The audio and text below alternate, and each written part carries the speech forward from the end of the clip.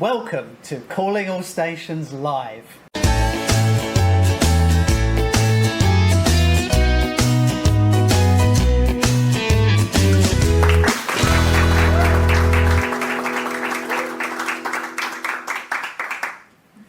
This is Mark Walker and I'm with Christian Wolmar at the Cogitamus conference, which has been convened immediately after the publication of the King's speech with the new government's legislative programme and the publication subsequently of a railways bill amongst a raft of transport-related legislation that we're going to discuss in front of a live audience for the first time for Calling All Stations.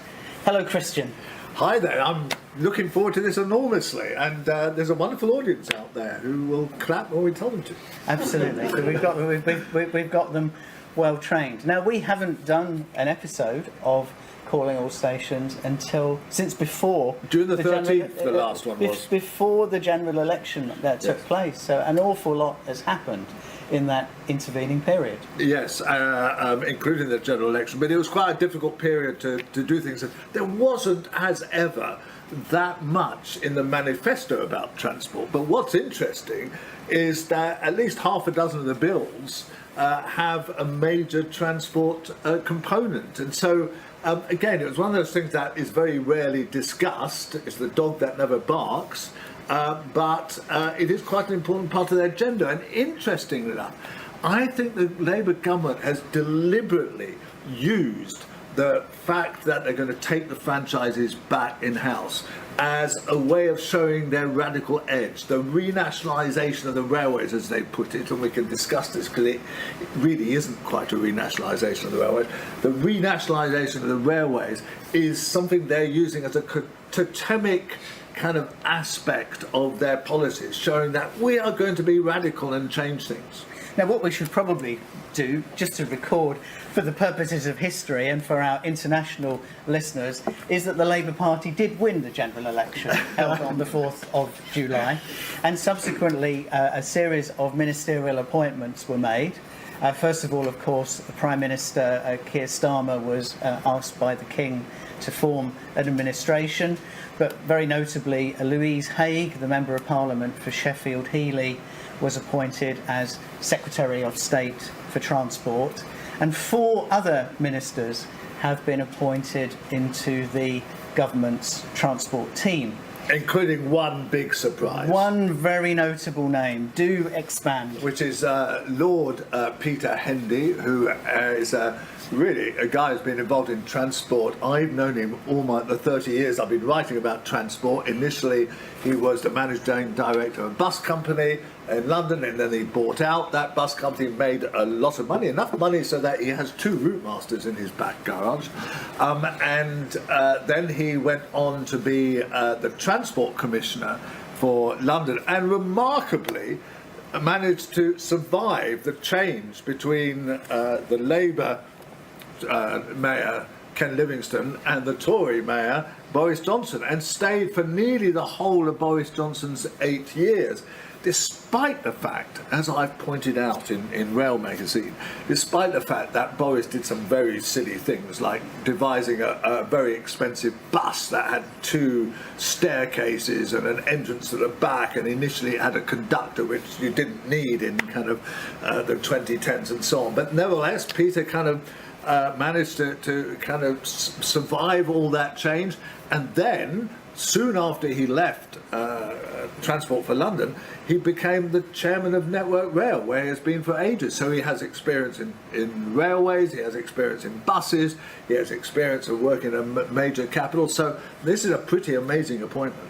And of course, the appointment of Lord Hendy was one of a number of ministerial posts that were filled by people from outside of the regular kind of political community, either elected members of Parliament or existing peers James who Timpson. take the Labour whip. James Timpson, who was the Prisons Minister, and so it's all part of the government of all talents, I think Gordon Brown called it. And I think it's part as well of a sense through the 5 missions that the Labour Party has adopted of hitting the ground running, getting things going, delivering quickly on changes, reforms, so that people notice the difference. And certainly, 2 weeks into this, we do see kind of a lot of activity. Whether that translates into successful legislation and real changes that affect people remains to be seen, but it's a good start.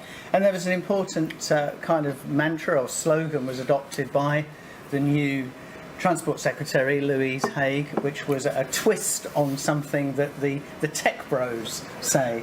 So instead of move fast and break things, we have move fast and fix things. Yes, I thought that was particularly clever. And she has set out a set of 5 kind of aims, very simple aims of just really putting passengers at the heart of it, but also helping motorists. And I think it's a motherhood and apple pie stuff, but I think it shows intent after this 14 years of rather kind of troubled times in transport.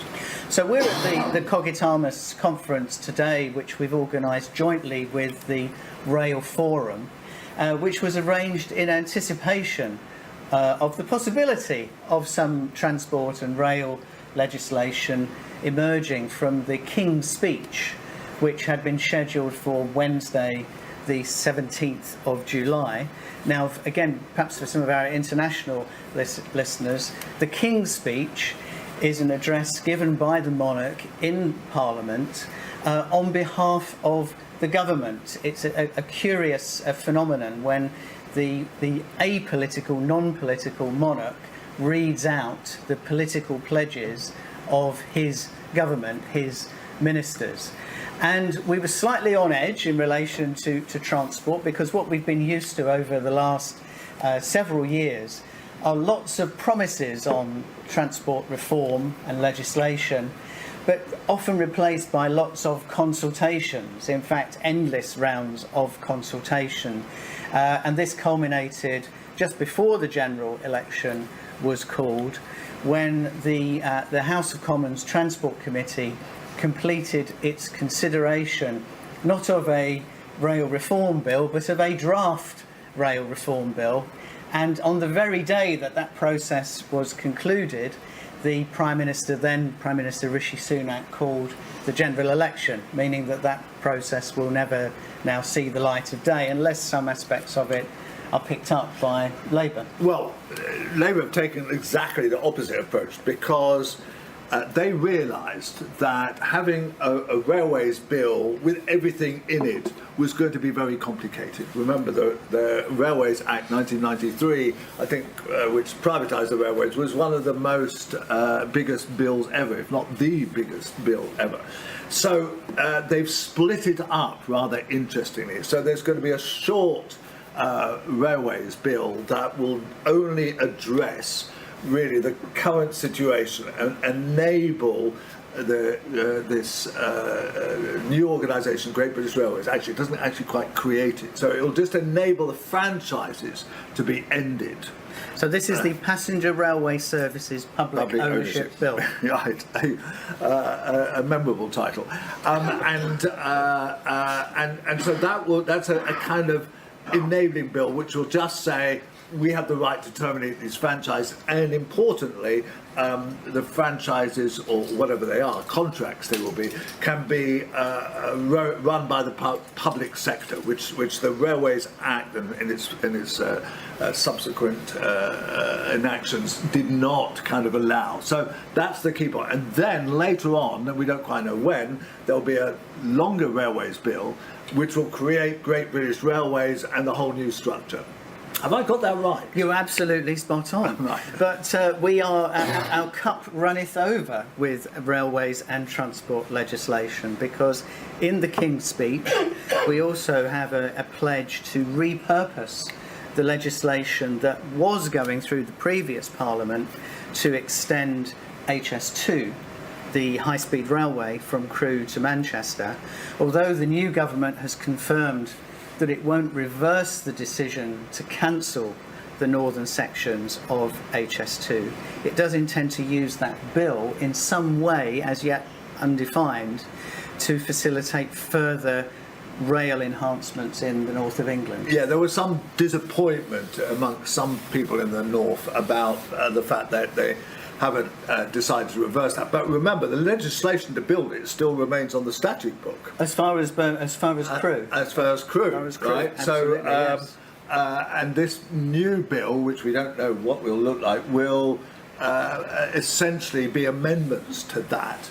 And there are all sorts of ideas flying about building bits of line to kind of bypass the busiest bits or enable kind of services to be speeded up. Stuff to Handsacre Junction, which is going to become famous. Handsacre Junction is basically where the HS2 rejoins the West Coast Main Line, and so there'll have to be necessary changes to the work there to enable trains to go from HS2 further north and so on. So this is for discussion.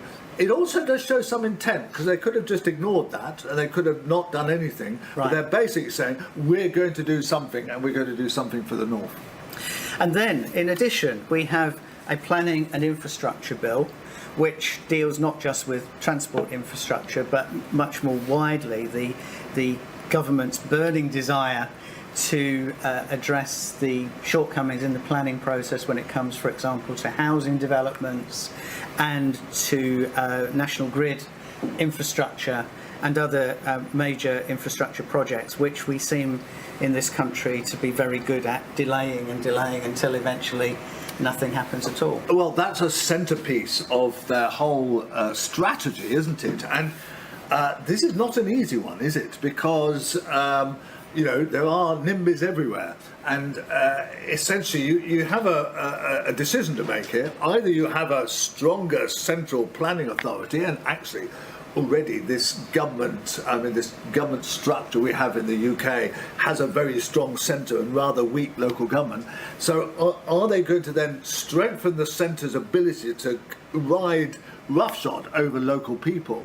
Or are they going to empower local authorities to contribute towards this process? What exactly does it mean to sort out the planning process? They're going to find it very politically difficult, and they're going to lose some support over this when they decide to, build something on what they call grey land, but in fact it might be, green land. Answers on a postcard, please. Yes. So the other legislation that we have, very importantly, we have a Better Buses Bill promised in the King's Speech, which will extend the powers to introduce franchised networks more extensively across England and allow local authorities to own or set up their own bus companies. Yes, that was banned. That was prohibited banned. From doing. Yes, that was a ban. But what happened actually was that there are bus companies in Reading and Warrington and a few other places that are owned by the local authorities and survived the kind of near 30 years of privatisation. They never got bought out by Stagecoach or Go Ahead or whatever. And actually, they generally win all the prizes in the competitions for the best bus network. Surprise, surprise. So they're going to point to that and say, look, this is a better way of running buses. They're going to encourage local authorities to set up new bus companies. Not an easy thing to do, but I think it will be something that will enable them to run, they hope, buses more cheaply and blend them in with kind of other local services. We're still not done with the transport-related legislation because there's a promise of an English devolution bill, previously known as the Take Back Control Bill, which will ensure greater devolution of powers to metropolitan city region governments in England, but also to other forms of local authority. Well, in the interview that we've got later on with Martin Tugwell, the head of transport in the north, he's going to explain how important this is and how enabling more devolution is undoubtedly something that will encourage a lot of local authorities to come up with better ideas. The big question is over money, and that's something we've discussed at this conference and it's still unclear how much money will go with these extra powers, and that might be the worst of all worlds, is to give these powers to local authorities but not kind of enable it with money. And then finally, last but by no means least, in an industry, the transport industry is being ever more reliant on digital connectivity and data, there is to be a digital information and smart data bill. And digital and data is something that we've been discussing today in relation to the railways at this very conference. Well, not least because today is the day when this Microsoft CrowdStrike bug has appeared across the world and has prevented planes from flying, has delayed trains, has led to general chaos, and shows that certainly resilience needs to be built into the system in a much better way. It's something I've written about in Rail Magazine, and I've always been concerned about. You know, the question I've always wanted to know is what happens if the internet goes off? You know, will all the trains stop? And it does seem that if the internet goes off, certainly a lot of things stop, or certainly a lot of chaos is caused. So a very relevant kind of piece of legislation, which will again have to go into great detail. Christian, you mentioned that while we've been at the rail conference, the Cogitamus and Rail Forum conference, all change today, you took the opportunity to conduct an extended interview with Martin Tugwell, who's the Chief Executive Officer of Transport for the North. Yes, indeed, and I think it's very enlightening, and certainly I think it will show just how important the North will be in the future government's plans. Martin, thank you for coming on Calling All Stations and our first ever live broadcast. Let's start by I find out who exactly you are and who you're batting for. Well, so I'm Chief Executive of Transport for the North. We cover the area from the Scottish borders down to the Midlands. It's an area of about 17 million people. Of course, from a railway perspective, the heart and the sort of foundation of the railways started in the north. Interesting. You count the Midlands as the north, do you? Well, we come down towards sort of the parts of Derbyshire, Nottinghamshire. Right. So there's the services that come down there. So, but we're there on behalf of our partners, which are the civic leaders, the business leaders of the north. It's really about making the case for the north, realising the economic potential. Of which transport is such an important part and an enabler of making that potential for not just businesses but also people. Now, in terms of transport, I see from your website you're batting for all forms of transport, aren't you? You're, from roads to rail and buses and whatever. Absolutely, because I mean, transport is so fundamental. I mean, myself, I use trains regularly. I walk. I have my own car. So I think we have to understand as people. We use the transport we need or we have available sometimes for the journey we're going to make. Sometimes that can be dependent upon do you have access to it. Sometimes it could be about the weather, could be the type of trip you're going to make. So I think the more you think about, and this is what we're really trying to do now with the recently updated strategic transport plan, outcomes in places for people. But in this day and age, is not sustainability kind of high on your agenda, and therefore there's a conflict between kind of batting for more roads and batting for railways? It is definitely about changing or giving people better choices, different choices. So when we've done the work for Transport for the North on the longer term future for the North, the economic potential, something like £118 billion extra GVA per year if we get it right. GVA? That's gross value added, so that's a measure of the economy. That means people are going to travel more. Businesses are going to travel more. So when we've set out the objectives, when we set out the targets in the transport plan, it's about keeping road levels at the current level, and it's realising the growth is going to be in making better public transport, whether it's buses, whether it's strategic rail. And if we have to remember the origins of what happened in the north, if we go back to the mid-2010s, it was this recognition that the economic uplift comes from having the great towns and cities of the north connected, and the most efficient and effective way to do that is by public transport and particularly rail. Now, I've always argued, and I opposed HS2, but I've always argued that rather than going for HS2, there should have been a sort of network southeast of the north. In other words, all those towns, Hull, Liverpool, Leeds, Manchester, even Birmingham, should have been connected by rapid trains, electrified, running between all those places. Now, do you see that as a potential vision, even given all the problems that there has been over rail investment? Well, the North has been very clear for the last 10, 15 years really on this. We have this, the political, the business leaders came together, worked with the government of the day and came up with the proposal for the Northern Powerhouse Rail Network, which was about connecting east, west, north, south across the whole of the north in the way that I said about the towns and the cities. And that remains at the heart of the vision for the strategic transport plan, because it is that step change in connection and connectivity. Now, things like HS2, if we kind of take a step back, I was going to come to that. If we take a step back, what we're seeing now is we know that the connections beyond the north, whether it's the west coast or indeed the east coast, we've got limitations in terms of the capacity that we have at the moment. So if we're going to have that ambition to grow the economy collectively across the country, and we want to grow the rail contribution, we're still going to have to come back to what's the solution for additional capacity to connect the markets across the whole of the country. But aren't you trying to have your cake and eat it there? Because you're basically saying you want this kind of better connectivity within the north, you want HS2 as well, but we kind of know the realpolitik of that is that it's unlikely you're going to get all of that. Should you not prioritise one of those demands? I don't see why we have to, because the ultimate prize, as I say, come back to what the potential of the north is. 118 billion a year extra.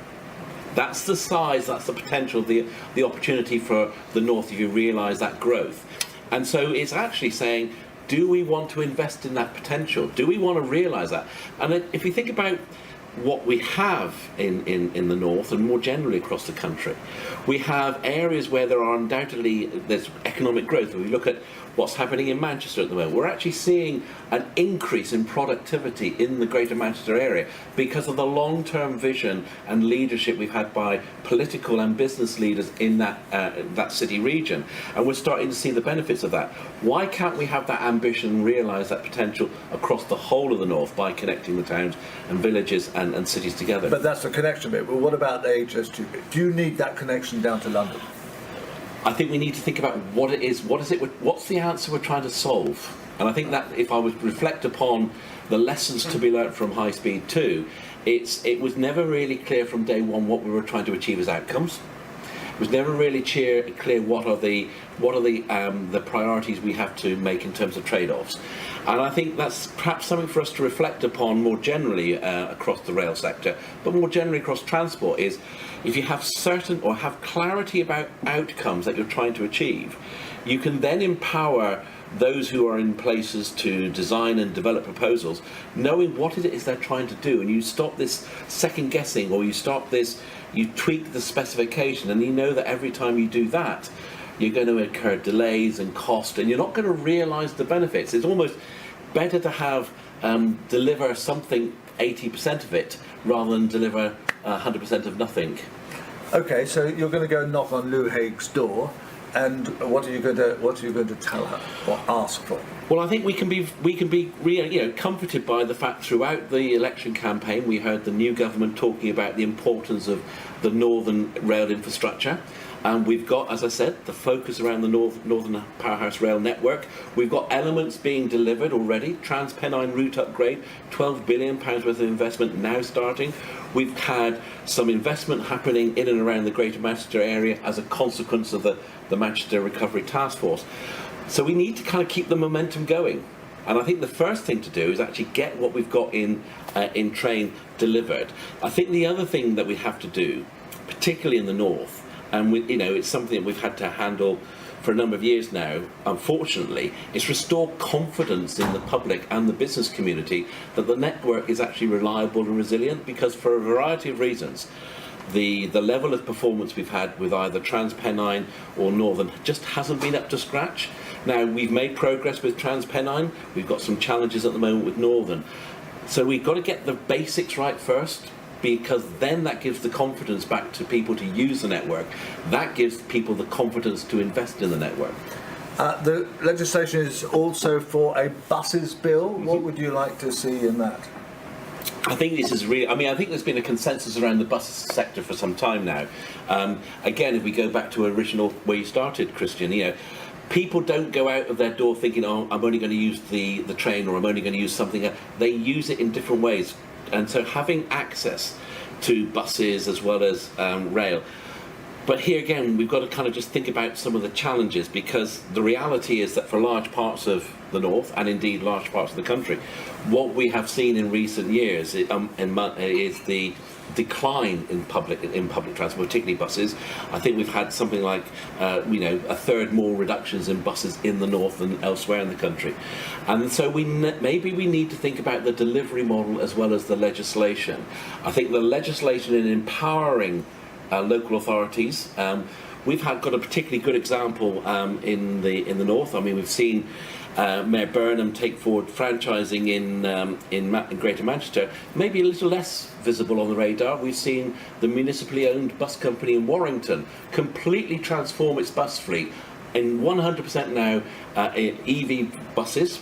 They've built the infrastructure around it. So we've seen elements of examples in some places. We've got Mayor Brabin, we've got Mayor Coppard also moving forward with franchising. But that's not going to be the model for some of the more traditional market towns and the rural areas. So we need to think about the best way of delivering a service that's affordable, and that might need a bit more flexibility. That's where I think giving local authorities the ability to have municipal bus companies gives that credibility. It also means you have to think about these things in a slightly different way. I often remember talking to somebody in the transport sector who talked to me about how a National Health Service had invested in gritting the pavements. And you kind of think, well, why is that? Because the savings in broken hips and broken legs far outweighs the cost of the gritting. And maybe we've got to stop thinking about transport as a means to an end, a cost, and thinking about transport as an enabler. Because if I do start looking at some of the more remote and more rural parts of the north, right here, right now, today, we've got something like 3.3 million people who are living in areas where they have very little choice, because either they can't afford the transport or they don't have access to transport. 3.3, that's 20% of the North population. And that's not to say it's milk and honey everywhere else. Now those people have the same ambitions, the same hopes that we all have. It's just that transport is not able to help them realise that potential. And so we've got to start thinking about how we unlock people's potential as well as the economic potential. And that requires a different way of thinking, and that's certainly at the heart of the thinking that we've been doing at Transport for the North. We've done some work around transport-related social exclusion. 1 in 4 people, low-paid carers, 1 in 4 people are worried today whether they can afford to eat, let alone live, before you even start talking about transport. So our thinking as a transport professional, whether it's public transport or private transport, has to think about the person, the user. I know the Secretary of State has said she wants to be the passenger in chief. Well, that's great, because it's the user that we need to focus on. And that's a very articulate representation. Could you not try to push for something like the right to transport? In other words, that everybody should be within reach of a bus service to the local town or something? I think those ideas sometimes seem good on the surface. I think sometimes, well, they do in Switzerland, basically. I think sometimes you need to think about quite what the intended consequences. I think the focus is about understanding what are the opportunities and the potentials, what are the barriers within the communities, and then think about how you address that. I think that's what we've seen powerfully with the leadership that's come through devolution, directly elected mayors in the city regions and increasingly beyond that. That single focal point is acting as a powerful driver for change. But what we've also got to remember is, across the north, because of the way, going back to the rail network, it works, if you start pulling at one bit of the rail network, it kind of ripples right across. And suddenly you've got a problem in Manchester manifesting itself in Newcastle, one in Leeds representing itself in Chester. So it's that combination of the leadership within the city regions coming together powerfully to get a network across the north. So, as a last point, devolution, you're a great supporter of that. Absolutely, because what we've seen consistently is that leadership at a local level, that city region level, it's in tune with its community. And I think what we're seeing with the move towards single settlements for city regions, it empowers those closest to the community to understand how best to use that money to deliver for their people and their businesses. Martin Tugwell, Chief Executive of Transport for the North, thank you very much for the interview. Thank you. Here's Christian's final thought from the Departure Lounge. Well, one of the things that emerged in the conference, which I thought was very interesting, was, how will this new government and its new body, Great British Railways, work, and how will it deliver things for the passenger? And I was talking to Peter Kingsland, who runs a company called Icomera, which provides basically Wi-Fi services for trains, and we've mentioned this issue before. And it's one of the things where Wi-Fi is pretty useless on trains, although 25 to 30% of people use it. And he was telling me how this new body should actually take over negotiating the services for the whole rail network. It will get a much better deal from the mobile network companies.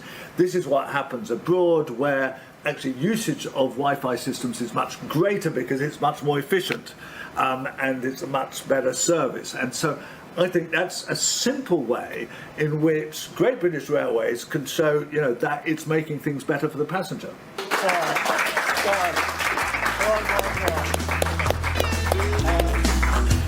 Calling All Stations, the Transport Podcast with Christian Wolmar, is produced by Cogitamus Limited, a leading provider of public affairs consultancy services in the sector. We hope you've enjoyed this episode. If you have, do consider giving us a 5-star rating with whichever platform you use. Do follow us on X, formerly known as Twitter. Our handle is @AllStationsPod.